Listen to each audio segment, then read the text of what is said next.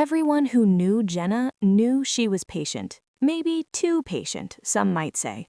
She had dated Marcus for over 2 years, a man in his early 30s who carried a deep, almost irrational fear of sharp objects.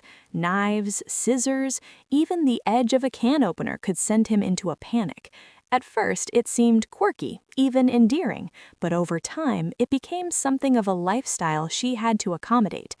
Every meal at Jenna's house was a carefully choreographed event. Marcus would sit at the table, wide-eyed and tense, while Jenna, her hands steady and precise, cut every piece of meat, every vegetable, every fruit into bite-sized pieces. She even hid the knives under the sink instead of leaving them in the knife block. The idea of Marcus seeing a glinting blade was enough to send shivers down his spine, so she had rearranged their kitchen to protect him. It wasn't just a preference, it was a necessity for the sake of peace in the home.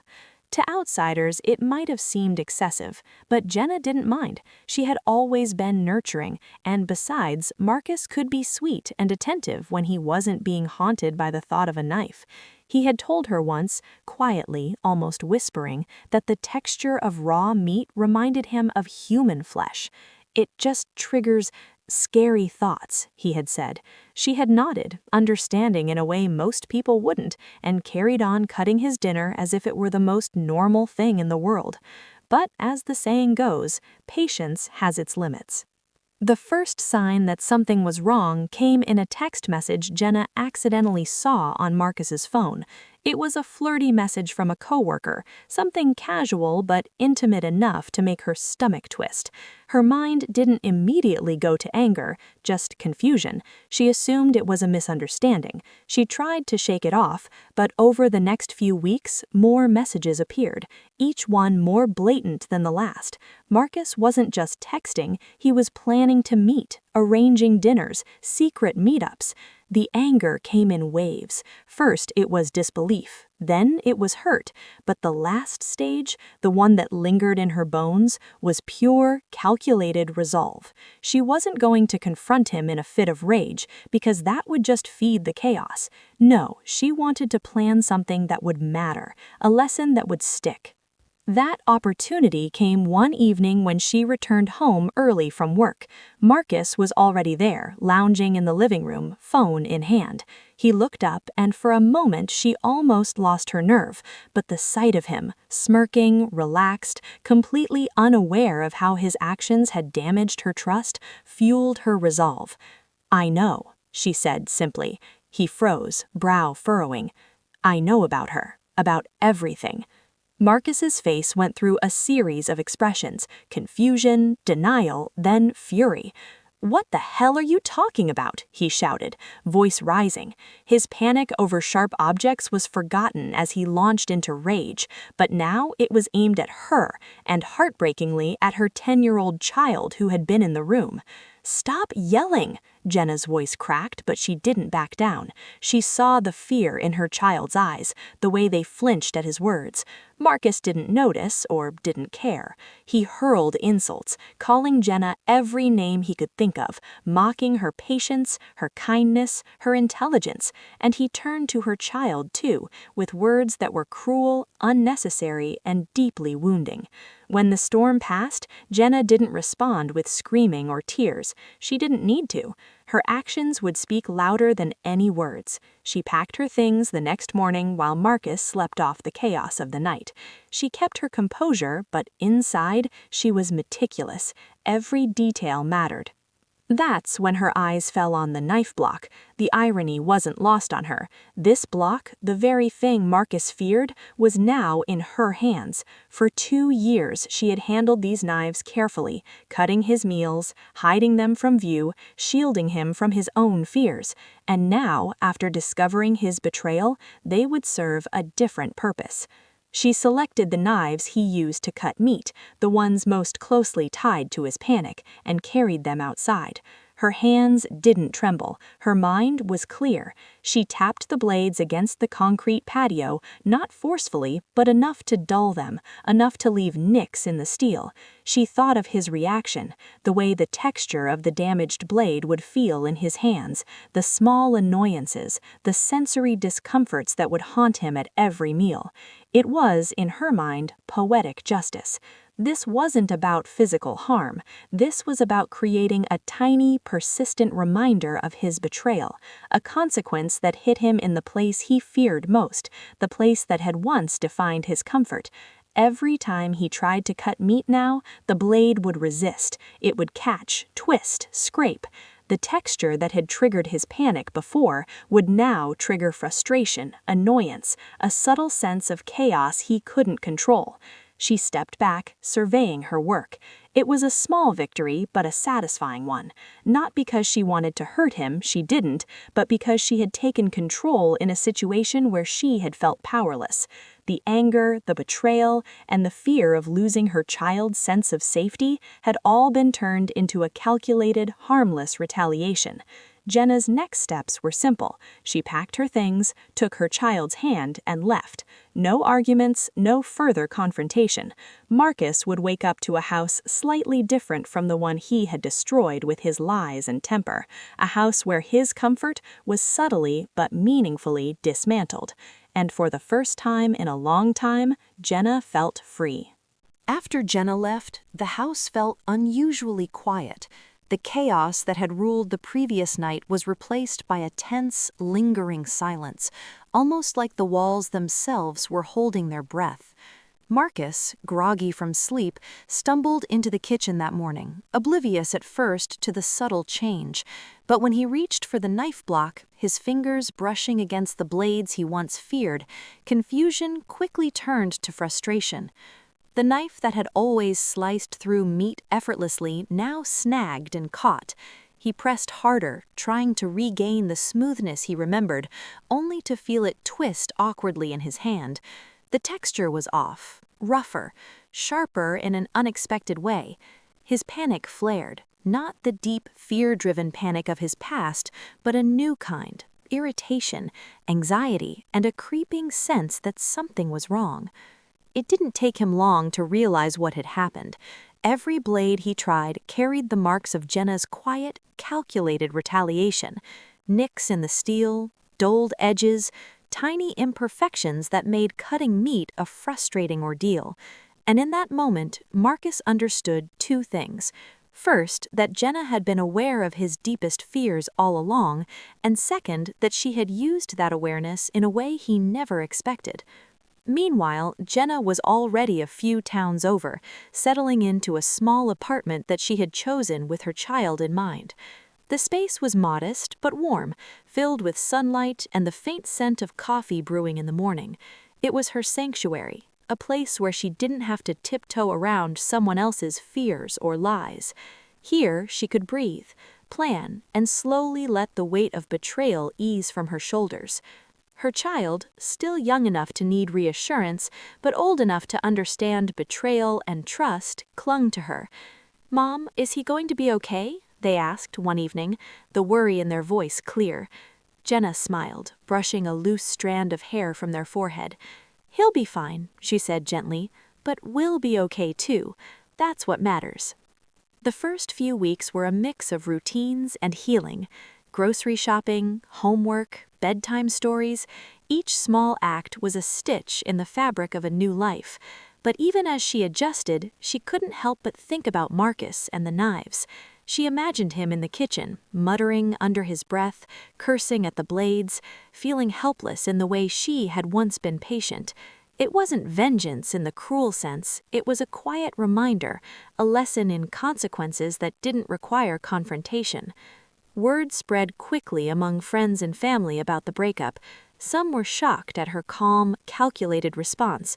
Others were impressed. Jenna's method wasn't loud, but it was effective. She didn't need to shout or retaliate openly. Her actions spoke volumes. And in the stories she shared later, she emphasized one key point. Patience doesn't mean weakness. Understanding someone's fears doesn't mean tolerating betrayal. Marcus, for his part, struggled with the aftermath. His daily routines were disrupted in ways he hadn't anticipated.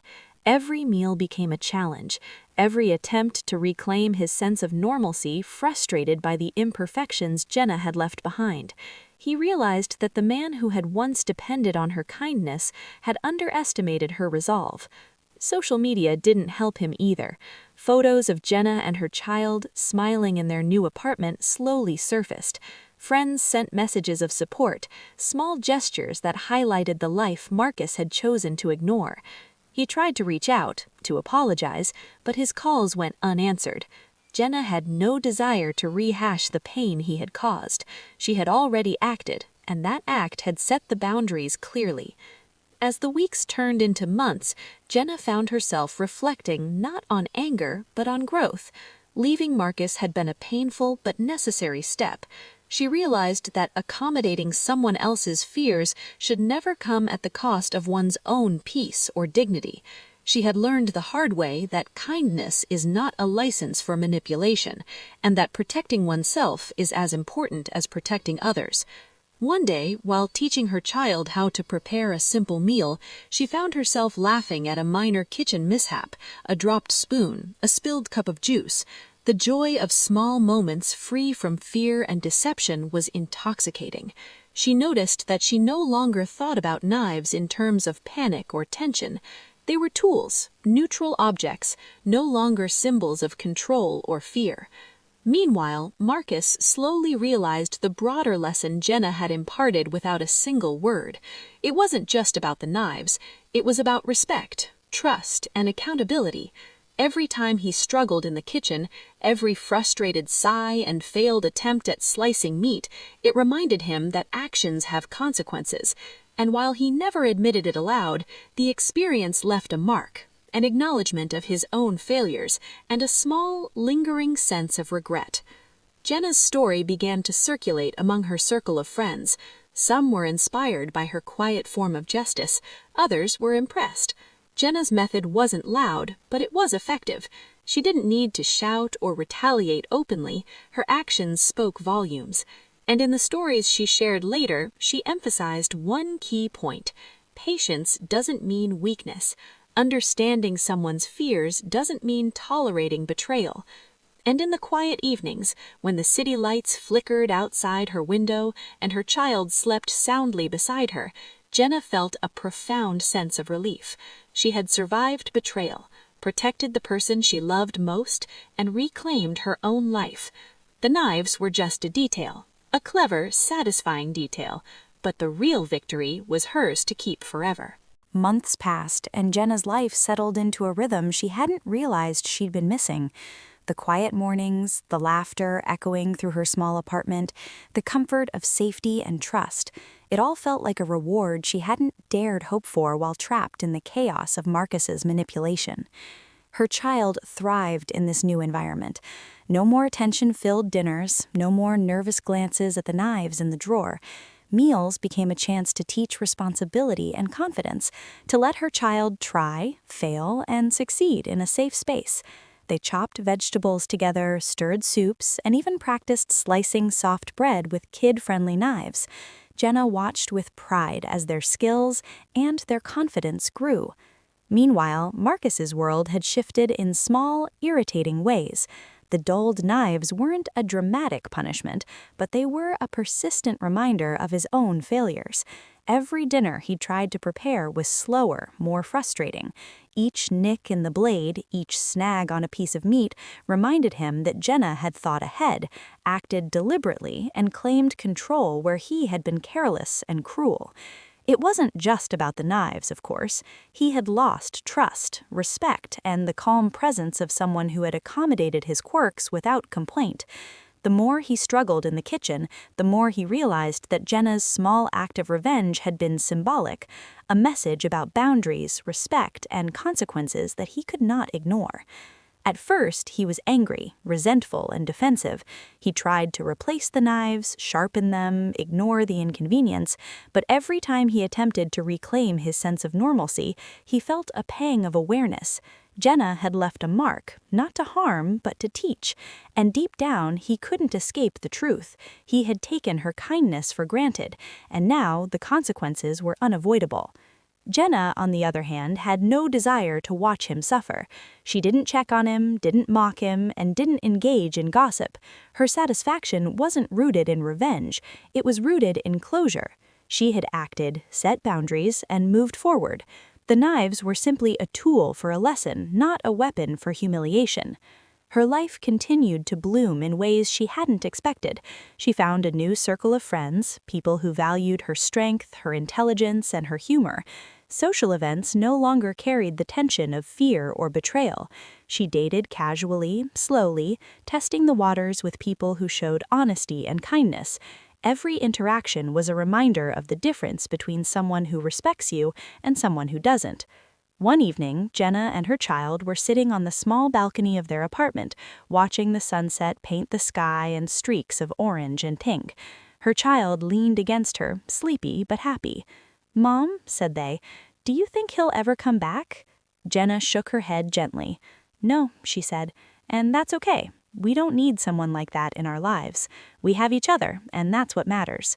Her child smiled and leaned in closer. For the first time in a long time, Jenna felt the full weight of relief. She wasn't just free from Marcus, she was free from fear, from manipulation, and the anxiety that had once dictated her life. Even the knives, the subtle symbol of her quiet triumph, felt like a distant memory rather than a tool of revenge. She had wielded them wisely, deliberately, and with a purpose, and now she didn't need them. Her life, her home, and her child's happiness were far more important than petty vengeance. From time to time, Jenna imagined Marcus struggling in his kitchen, the frustration of a dulled knife forcing him to reflect on his actions. She didn't feel joy at his suffering, she felt satisfaction at her own clarity, at the lesson that had been communicated without words. The experience had taught her something crucial. Patience and kindness do not equal weakness, and boundaries are the most powerful form of self-respect. The months turned into a year, and Jenna noticed how much lighter her life felt. She had reclaimed her time, her energy, and her sense of self. Every challenge she faced after Marcus, small setbacks, work frustrations, minor disagreements, felt manageable in comparison. She had endured betrayal, protected her child, and emerged stronger. And so, life moved forward. The kitchen knives remained in Marcus's home, a quiet testament to lessons learned too late. Jenna didn't dwell on them, didn't need to. Her life was full, her child was happy, and she had finally found the balance she had been searching for all along. In the end, Jenna's story wasn't just about cheating, knives, or clever revenge. It was about strength, boundaries, and reclaiming peace. It was about showing you can act decisively, stand firm, and protect yourself and the people you love without letting anger consume you. And above all, it was a reminder that the smallest, quietest acts of justice can sometimes have the biggest impact.